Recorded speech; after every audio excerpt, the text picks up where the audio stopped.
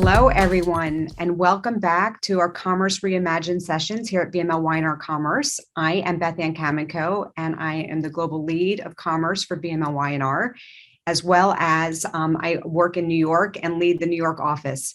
So it is a pleasure to be here with a profound guest today to kick us off in 2022. Her name is Nurtaç Afridi, and she is here to discuss everything commerce related in terms of what is happening in her business and how that has pertinence to everyone's business. Let me take you a little bit into her background before we get into the conversation. Nurtaç was named the Global Chief Executive Officer of GODIVA in December 2020 and is a member of the GODIVA Board of Directors. In this role, she is leading the transformation of GODIVA's business, making the company's premium quality chocolates more accessible while maintaining the rich, indulgent taste and iconic heritage associated with the GODIVA brand. And we're going to get into that in our conversation. She is leading all elements of the GODIVA transformation, including extending channels of distribution, driving product innovation, expanding marketing and licensing, and creating an integrated supply chain and empowering GODIVA's people. Nurtaç comes to GODIVA from Yıldız Holding, GODIVA's parent company, where she also serves as the Chief Strategy and Growth Officer ongoing. She is a key member of the team that transformed Yıldız into a global snacking group with more than 300 brands available in more than 120 countries around the world. In addition to her operational experience, she led the acquisition of iconic brands in GODIVA in 2008, and McVitie's, I think it's pronounced, Cars, Jacobs, and BN, which is United Biscuits, in 2014. The latter led to the creation of the Plattis Company, the world's third largest biscuit company. She has also led licensing deals of GODIVA in Japan, South Korea, Australia, and New Zealand. In addition, she spearheaded the acquisition and IPO of Sok Marketeer, I hope I'm saying that one right, which is now the second largest discount retailer in Turkey, and Bizim Toptan, the leading discount retailer company in Turkey. Before Yıldız Holding, Afridi held leadership positions as global companies like Accenture and Arthur Andersen companies. So comes from a bit of a great consulting background, and we'll hear that come through in our conversation today. She earned her MBA in Germany and a bachelor's degree in marketing and finance in Istanbul, and she is based in New York. So I look forward to getting together with her in person. However, this time we're together virtually. So thank you for joining us today. Why don't you start off by introducing yourself in your own words and telling us a little bit about your background and role in the organization. Thank you, Beth.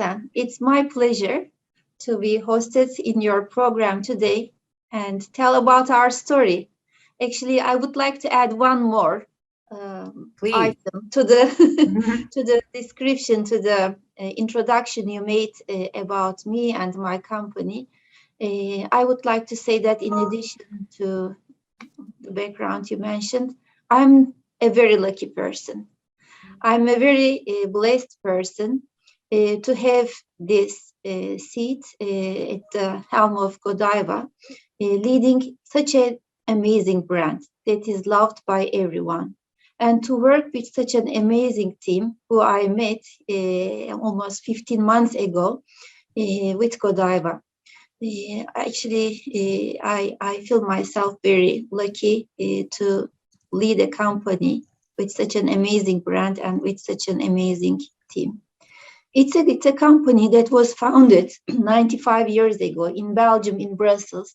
And the name of GODIVA is synonymous with premium chocolates.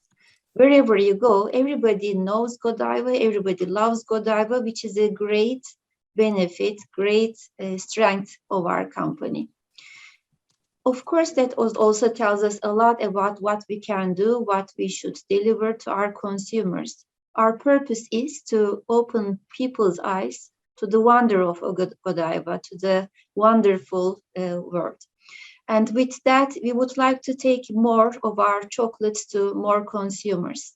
We had a very transformative year. We had a tremendous year, actually. Since I joined in December 2022, It was the mid of the pandemic. And of course, the businesses were hit or impacted in positive and negative ways by the changes of consumers' experience during the pandemic. But even before, we have seen lots of changes in the consumer of chocolate. What we have seen, the consumers would like to have it easier to find a product. They want to find it easier to purchase it, to take it to their home. Another very interesting change we have observed, chocolate is no more for gifting only, but it's also to reward yourself. Especially during and after the pandemic, people would like to reward themselves. People would like to take a break, take a moment to indulge themselves. And that gave us the idea, why should we constrain ourselves to our boutique retail stores and not make our product more accessible, more available, and to open more people's eyes, more consumers' eyes to the wonder of GODIVA. That led us to the idea to transform our business to become an omni-channel business, which means to make our products available, accessible whenever and wherever they crave for indulgence, self-reward for the premium chocolate. And if they would like to indulge themselves with chocolate, why not with the best chocolate in the world? With that, we transformed our business. We increased our penetration into different points of sales, especially in the grocery retailers in the US. We increased our footprint to 90,000 locations in North America. We doubled our presence in China. In EMEA, in Middle East, North Africa, we also increased our sales points. In addition to our boutique retail stores in China, we also added more stores, more footprint in the supermarkets channel. We grew 3 times since 2019 to date, 3 times in the online channels. But we also partnered with other companies, with our licensing partners, to take our products in different formats, to different product categories, to different channels, and to speak to more consumption occasions, consumption purposes. We also are very much a leader in the corporate gifting in many geographies, but we are also present in the B2B business. So with all that, we decided to be in a larger portfolio of chocolate category, as well as in more locations, to make it easier for our consumers to find a right GODIVA for themselves for the right moment. And it's clearly working when you look at the results, the numbers that you have shared. It's a fascinating story because during a time where it could have been about a retreat and a bit of consolidation and just trying to persevere and persist for the future, this was really a time for you to transform and to grow. So I'm curious, was a lot of this growth strategy actually already in place pre-pandemic? And that was the sort of vision for the future, and then the pandemic hit it and was an accelerator? Or was it something that really hit the company as a sense of urgency because of the pandemic? You saw an opportunity, you had to shift your channel strategy and mix. And so a lot of this was actually sort of born and then rolled out with agility, during this time period. So you were sort of like pivoting and learning as you went. Which path were you taking? Mm-hmm. It's a great question, Beth. Actually, we have seen that trend coming before the pandemic. We have seen the changes in the shopper behavior, in finding opportunities for themselves to reward, to indulge with chocolate, to upgrade their life standards, but also to find more convenience channels to purchase their groceries. What happened during the pandemic, this trend accelerated. It happened even faster. And as an example, as a statistic from North America, around 70% of the consumers didn't shop groceries online before pandemic. But that was the only means during the lockdown period. After the pandemic, the same consumers, 80% of them say they will continue buying groceries online. So this convenience, this ease of getting products to your door and being able to have more time for other activities through the use of online channels or becoming or finding products in more convenient points of sale has accelerated. Of course, this impacted also our transformation, and we immediately took bold steps, and we also increased our penetration in points of sales, but also we made our products relevant for more occasions and to take more GODIVA to more consumers. In the past, GODIVA was known as a gifting brand for seasons and for special occasions. And what we decided to do, why not make GODIVA more accessible for more occasions to more consumers? And we also expanded our portfolio. Now you can find bars, sharing bags, informal gifting boxes, but also smaller items that you can indulge yourself just for your me moment. And now we have a larger price point, larger price portfolio, but also more products in the market. You can find a GODIVA for yourself. You can find a GODIVA for $2, but also for special occasions for $200 as well. And now we want to be present for all of these opportunities where the consumers would like to find a chocolate for themselves and for others. So I would love to understand more about the strategy, because you are obviously a premium brand. To your point, it was really thought of as either gifting, or even when it was a me moment, it was a special gift to yourself. You know, it was a moment that you wanted that quality chocolate experience, and also the boutique felt really special. So how do you take that and transcend it into a broader portfolio of innovation now and into more customer retailer shopping points?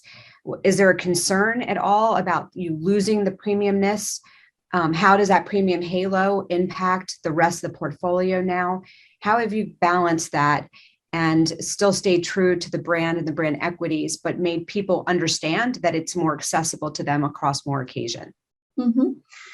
Beth, the premiumness of GODIVA is related to its quality of ingredients, to its manufacturing process, and the innovation of the truffles that have a heritage of 95 years. The recipes from 95 years ago developed by Pierre Draps, who is the founder of GODIVA, are still being used, cherished, maintained, protected by our chocolate chefs. Of course, we build more and more innovation for the new needs, new habits, and new preferences of our consumers, but we always stay loyal to our heritage. The premiumness is sometimes mixed with exclusivity, or being exclusive to certain consumer segments, to certain occasions. We would like to bring GODIVA, the premiumness of GODIVA, to more people, to more consumers. And that we would like to do by protecting the quality of our ingredients, quality of our process, and staying loyal to our recipes, to our products. We define premiumness with that, not with the points we are sold. Of course, in each region, the consumers are different. For example, in China, the consumers still go and shop in the boutique retail stores. There we have 150 stores. Same in Middle East, same in Turkey. But in North America, we see a more informal lifestyle and more finding premium products in available, convenient points of sales. It's easier to reach to a premium product through the channels here, and this is what the consumers prefer. Grab and go is here more of a lifestyle than it is in other regions. So our strategy, our distribution strategy also varies from region to region. While we don't have retail stores in North America, and we rather would like to be present in more locations. Currently, we are in 90,000 locations in US. In other regions, we still maintain, as part of our omni-channel strategy, our cafes, boutique retail stores. So that's also very much related to the shopper behavior and different cultures. This is also a trend we see more and more growing, actually, even in regions where retail stores are still present. We see also the online and CPG channel growing very fast. I think it's the path or it's the speed or the phase of the change of the shopper rather than the difference of cultures or shopper behavior. But we see more and more growth in the desire of the consumer to spend less time to find their groceries and trying to make it easier for them to reach out to a product. I see that trend growing in every part of the world, but more so in North America. So you mentioned omni-channel before, and everyone has a slightly different definition or variation on how they think about omni-channel, but I would love to understand more about how you're thinking about it in this whole channel mix and understanding culturally, geographically, how consumers are engaging today. Do you have a strategy around engaging consumers longer in a channel? So for instance, in China, we see a lot of gamification, especially online. Across the world, we're seeing a lot more social commerce, even live streaming events, even when it's, lower involvement products like a chocolate or a chocolatier, the stories, the romancing, a little bit more of your own personal brand narrative in the mix. How are you thinking about the sort of new marketplaces ecosystem of commerce in a way that is about deepening the engagement with consumers and doing things that are unique to your own brand to stand out? That's an excellent question. GODIVA is for everyone. Our omni-channel, if I explain in a philosophical way, is about inclusiveness. It's about making GODIVA available, accessible whenever and wherever our consumers crave for chocolate, crave for GODIVA. That's our omni-channel strategy. It can be in the grocery store, it can be in the retail store, it can be in online, live stream channels, anywhere, even licensing partners, even gifting channel, even corporate sales or wedding channel, which is a big channel in China. Whenever our consumers would like to see GODIVA, we want to make it easy and available for them. That's our omni-channel strategy. We had very interesting initiatives around the world. I'll give you a few examples. For example, in North America, there is a QVC channel, live streaming. There, our chef chocolatier, Chef Thierry, tells about the story of GODIVA and explains each truffle piece to the consumers on QVC channel, on TV. And just at that moment, people just compete with each other to buy another box of GODIVA. That's a very interesting way of interacting with our consumers. It's all about connecting, interacting, finding that real connection, authentic connection with the consumer, and talking about the purpose of your brand. But also it's a two-way communication for us to understand where the consumers are coming from, what is their desire, what makes them happy, our purpose as a company and also as our parent company is to provide happiness to our people, to our consumers. What is their priority? What do they look for? Do they look for a sharing moment, a rewarding moment, a celebration moment? We would like to understand how and what they would like to see to make them happy. That gives us also ideas for innovation, formats, product communication, These are all very important opportunities for us to understand our consumer, but also to tell about our story, about our brand to our consumers. In social media, we have been very active also in digital, in Instagram, in Facebook, but also we have used partners like influencers to tell about their experiences with GODIVA. We would like to remain authentic, and we would like to also have people to tell their experience about GODIVA as well. And this all creates the real content for us and for our consumers to interact. And it's evolving. It's all about evolution, learning, evolving our products and what we can give to our consumers. So you mentioned purpose, and you mentioned it in the spirit of bringing happiness to people.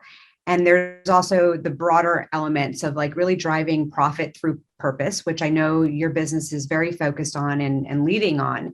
And very specifically, there's the Lady GODIVA initiative, which I know is near and dear to you, really about women's empowerment. I'd love to hear more about the initiative. Why? Where did it come? How did it come about? And where are you taking it from here? Our story, Lady GODIVA, is a story of speaking for the right, speaking for the empowerment, and the main character there is a woman, Lady GODIVA, and she is a brave person. She wants to protect the rights of her people. So that was an inspiration for us, and we would like to bring that to life with this Lady GODIVA initiative. It's all about empowerment of women and showing what women can do, achieve, and make a change, a positive change in the world. And that's why we introduced this program in 2019. And last year, we executed a program with our team. We selected from the countries where GODIVA is present, from 5 different regions, we selected non-profit organizations that are empowering women in different initiatives. We are supporting them in different ways, supporting their mission, but also building some partnerships, helping them also with the name of GODIVA, but also created an award program.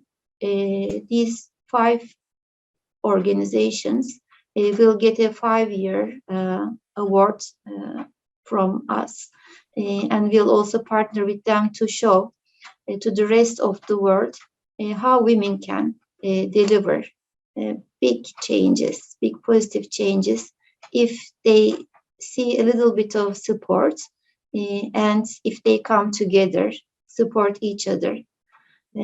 It's a program that we are very much proud of, and we find very inspiring for us and for women in general. Another important program is about sustainability. We work with our suppliers in order to protect the value chain of cocoa. We source the cocoa beans from West Africa, from Ivory Coast mainly, and we would like to make sure the value chain is sustainable, the environment is protected, but also the farmers who work in this value chain have a quality life, and they also work in good conditions as well. We work with the Earth Foundation for the sustainability program. It's great to tell this story here, and I know you are getting it out there to the public, but it's so important for people to really understand and know the commitments you're making and what's going on behind the scenes. And again, I love how you're weaving it into the core of the product and the core of the brand, in the most genuine and authentic of ways. So for my last question, I'd like to go there with you personally. I know that for you, the idea of pulling people up with you and mentoring and investing in people's own development and passions is really important to you. So can you speak a little bit about your own experience with that? And right now you're sort of writing a playbook for other marketers and other leaders when you tell your whole GODIVA story. So now add to it a bit of your own personal experience. I'm a person who is the same at home and at work. I believe in authenticity and being transparent and being direct in order to deliver the message in the right way to the team. My philosophy is if you do anything, if you are taking the responsibility or the role of leading anything, you need to do it with your heart. You need to do it with your whole passion and give full of yourself more than full of yourself. If you like what you're doing, there is no other way than being successful in it, because you would use all of your capabilities. I also believe very much in inclusiveness, bringing ideas, even if you like them or don't like them, they are all great ideas. And we should always test ourselves. Am I including everyone? Am I including all kinds of opinions? And am I being objective to all kinds of opinions that add value? That's a test every day. I question myself, am I doing that enough? Because you really miss huge opportunities if you don't include all stakeholders, all members. I also believe in passion. If you have passion, you add tons of additional energy in what you're doing, and it makes it fun. It drives you. It gives you the energy. So I believe to project that to my team. I work in that way. But I, again, am very blessed to work with a wonderful team. Without them, we wouldn't be able to get that much success. This year, we have grown in North America in CPG 31%, where the market has grown 17%. We have grown our online business 3 times. We have added a large portfolio into the market. We have grown our points of sales to 90,000. In China, we have grown 61%. In the holiday season, which makes 1/3 of our business throughout the year, we have grown 50% during that period. It's all coming with that energy of the team. If you empower them and if they believe in the direction they are going, they really take it and they give more than 100% of themselves. I also believe in happiness, happy work environment, and one thing that would bother me if I go home after work, if I see my team sulking or not having a happy face impression, my eyes are always on their face expressions. I'm checking who is happy, who is not happy. They need to feel happy. They need to really feel fulfilled, empowered, and feel meaning, purpose in what they're doing.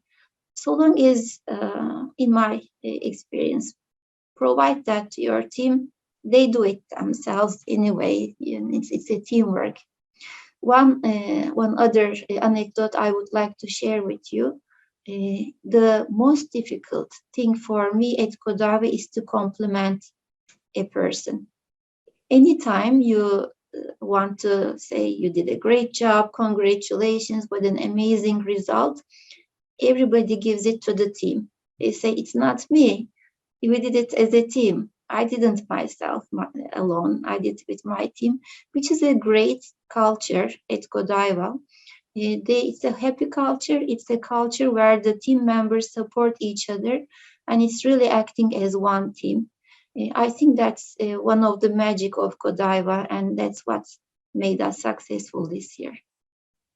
Well, congratulations, Nurtaç. I was going to say the same thing to you. Congratulations to you, but I will offer it up to your entire team. My You're team. building a very strong team there.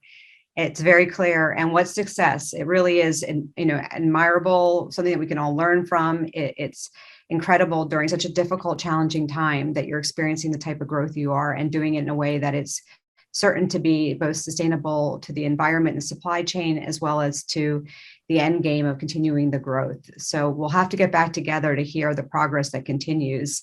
I am certain for that. So again, it was a pleasure to meet you and speak to you through this opportunity. Thank you very much. It was my pleasure. Thank you.